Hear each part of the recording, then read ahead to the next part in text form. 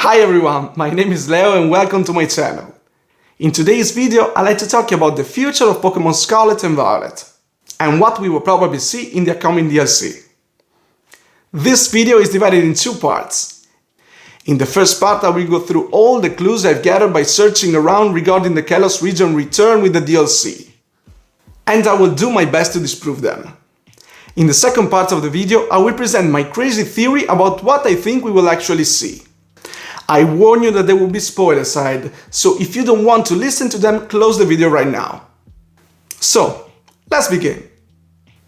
As you know, in the northeast part of the Paldea map, there is a big blurry region which is not accessible for now and which has been physically covered by a giant mountain to prevent you from going to the other side. This thing led to tons of theories about what lies on the other side, and one in particular is getting a lot of support. The one about the connection of Paldea region with Kalos. The first piece of evidence I found listed on the internet is the one about the AZ weapon, and is also the easiest to refute. In Pokémon X and Y we discovered that AZ, the immortal king of Kalos, built a giant cannon called the Ultimate Weapon, which he used to bring his Floette back to life and to stop the war between two kingdoms, the kingdom of Kalos and presumably that of Paldea. The shot from a weapon of that size could easily have created a gigantic crater in another region, such as the crater of Paldea. But this is quickly debunked by Miss Rayford, the history teacher at Paldea Academy. In fact, in her first lesson about the Area Zero, she states that research of its geological strata and material composition has shown that the crater is over 1 million years old, while the King AZ used the weapon just 3,000 years ago. So the Ultimate Weapon was not the cause of the crater, unless the truth was somehow covered up. The second evidence, on the other hand, is a tough one. The Paldea region is actually based on the Iberian Peninsula, while Kalos is based on France. So it's very likely that they are physically connected. Also, in the northern sea of Paldea, in the Violet version, we can find a particular Pokémon, Ice-Cube, originally from Galar, a region based on the United Kingdom. And the Pokédex entry for Ice-Cube states, this species rode here on an ocean currents from a cold faraway land. So it seems possible that Ice-Cube swam across the Atlantic Ocean counterpart of the Pokémon world and decided to settle in the northern part of Paldea, making the Kalos region connection more likely. But I think that making all regions of Pokémon not just inspire but actually be their real-world counterparts will be a very strong and limiting choice for Game Freak, which will have to place all the future regions in the precise position of those of the real world. Also in this way, they will no longer be able to hide parts of the map behind the DLC wall, because we will already know what's on the other side, and this will ruin the surprise effect that is all in these games. And not to mention that by creating Pokémon region based on real states as a rule, you might end up using some stereotypes about places and the people who live there. And that's a dangerous feel and not worth it for a game like Pokémon. The third evidence of the return of Kalos are the 3 dragon tamers who stand in front of the towers on the border between Paldea and the DLC area. In fact, these NPCs have 3 particular dragon Pokémon introduced with the Kalos region: Noivern, Dragalge and Gudra. This is interesting, but a bit weak at the same time, because I counted like 11 dragon tamers in the game besides these 3. And most of them are very far from the DLC part. If these 3 NPCs were the only dragon tamers in the game, or a different and unique type of trainer, that would have been a thing. For now, I just think it's a coincidence, or that Game Freak is just trying to fool us. And the same thing could be said for the Pokémon that we can find in the area around the DLC wall. As we know, in the northeast part we can find some wild Pokémon introduced with the 6th generation: Noibat and Noivern, Hawlucha, Floette and Gogot. But these Pokémon can be encountered in various parts of Paldea.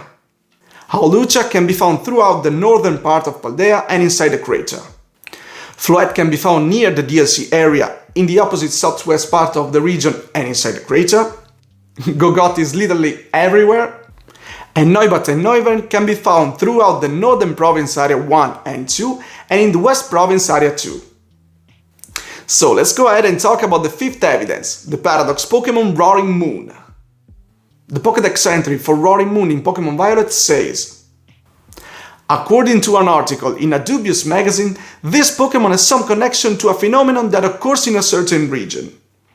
And the related Occulture magazine article in Pokémon Scarlet says, it looks similar to salamence when they undergo a certain phenomenon elsewhere in the world, but it's unclear if there is any connection. As we know, Mega Evolution was indeed introduced with Kalos. But Roaring Moon is only one of the 16 Paradox Pokémon available right now, including Koraidon and Miraidon. And in my opinion, there isn't much to speculate about.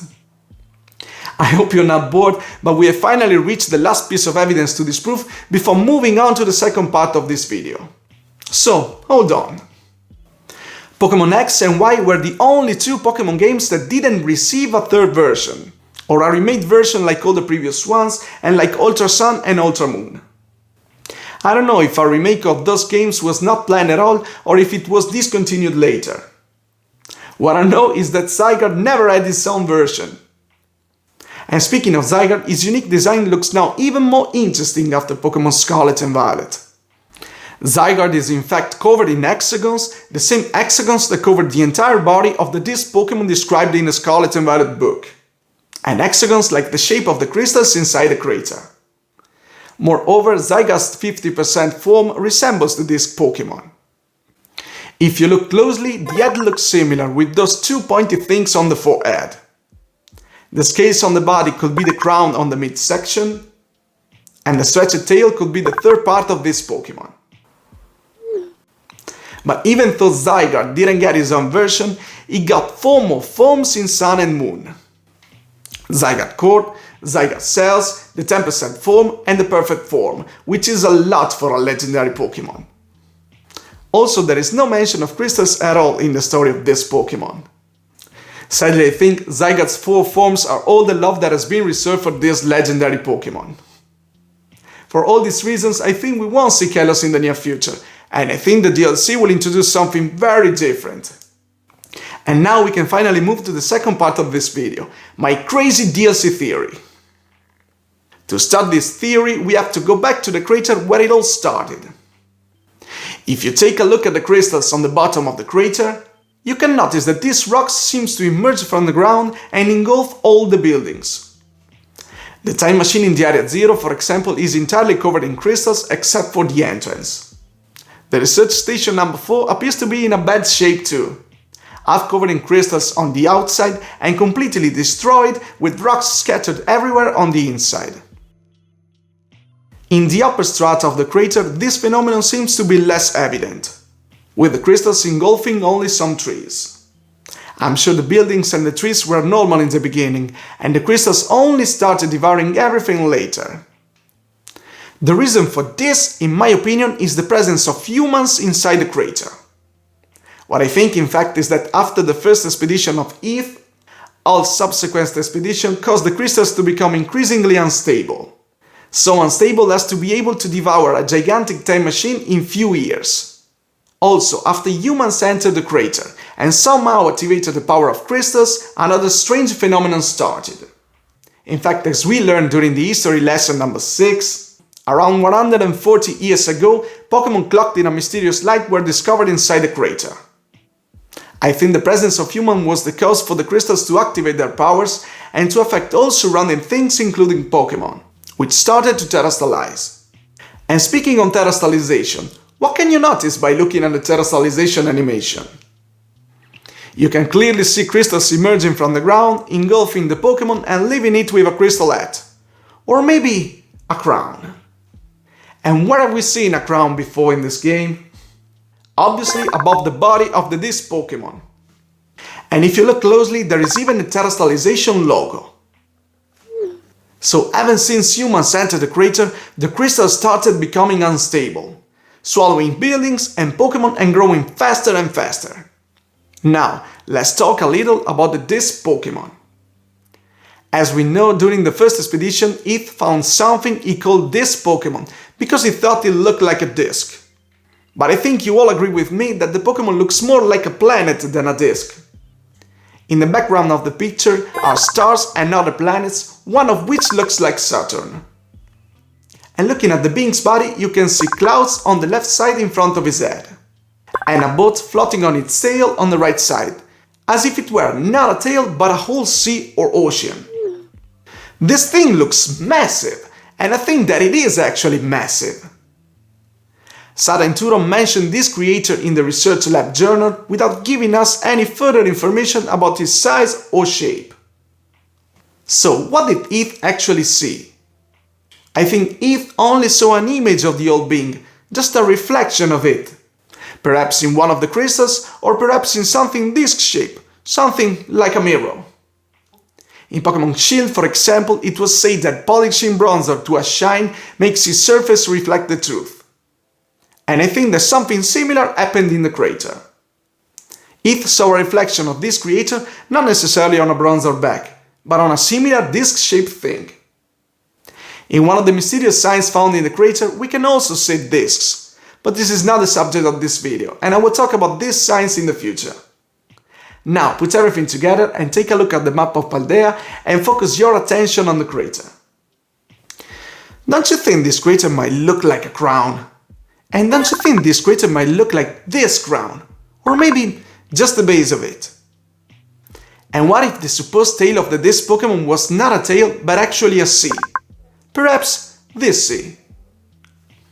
I'm sure you now understand what I'm trying to say. The DLC part will not be Kalos. The DLC part will be the head of this creator, because this Pokémon is the old Paldea region, or maybe the old world. What I think is that in the DLC, something or someone will make the crystals inside the crater grow even faster, until they emerge from the crater entrance and grow even higher towards the sky, becoming the crown of the disc Pokémon. And I think that at that point the creator will awaken and we will have to do our best to stop it. And now a legitimate question: how can we catch a Pokémon that is a whole region? I think, like for Arceus, we won't be able to catch the entire Pokémon that will continue to exist and make the Pokémon world work. But we will be able to catch a small part of it, just a small piece of his power. A part of his essence that the Pokémon will decide to grant us. Like the picture, just a small image of the old being. And let me tell you, if that's the case, I can't wait to play the DLC. And that's it for today. I hope you've enjoyed this video, leave some comments if you have something to add, and if you want, leave a like and subscribe to my channel for some more. Thank you for stopping by and see you next time. Bye.